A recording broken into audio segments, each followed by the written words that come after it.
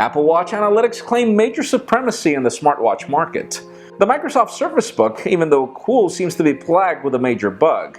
And a new infographic reveals just how often people keep using a phone after they've shattered the display. I'm Jaime Rivera, TGIF, and just make sure you don't shatter that drinking glass as well. This is Pocketnow Daily.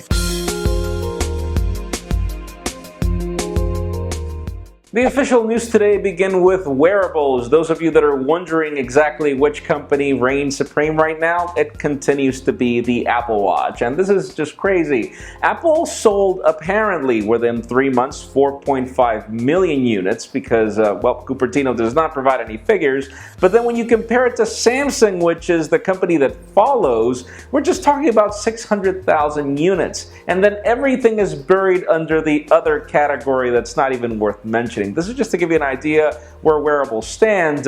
Sad news for the rest, but Android Wear is getting rather better. And even though the Microsoft Surface Book is probably one of the coolest products that the company announced a few days ago, it's sadly a little problematic as well. Starting with two things. Number one, people are complaining about the hinge. Whenever you close the product, it seems that it gets dirty very easily inside because it doesn't close completely. And then the other complaint is of screen flicker, which is a terrible problem in a tablet that you're supposed to be using as a tablet as well. So Microsoft has just claimed that there is a fix coming soon. Stay tuned.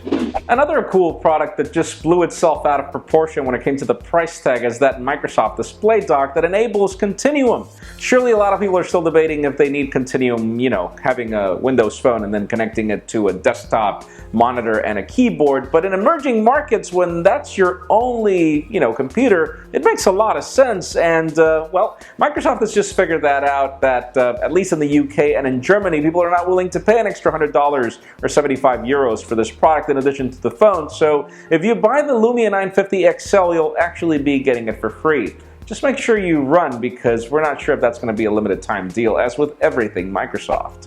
And for those of you that joined us in disappointment for that Droid Turbo 2 being indestructible only for Verizon, well, the company just picked up the memo. We now have the Moto X Force, which is pretty much the same exact phone with two differences. Number one, it doesn't have that horrible check mark at the bottom. And number two, it doesn't have the EVDO bands for Verizon, but then again, you get a ton of LTE bands for every other GSM carrier in the world, which is great news. We do not have a price tag. We do assume that it'll get some Moto Maker treatment as well, and it's just great news that we'll get it. We just can't wait to know when.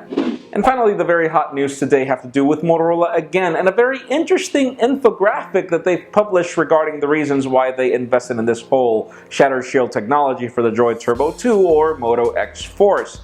According to Motorola, in their studies, they found out that 50% of people continue using their smartphones with a shattered display, particularly because 46% of them find that it's just crazy expensive to fix the phone, which makes a lot of sense. You end up paying more than $200 in some cases. And some of these people, 26% apparently, continue using the phone even after cutting their finger because the glass ended up doing so, which makes it so uncomfortable that it does make sense for people to want a shattered shield display. But it does lead me to the question of the day.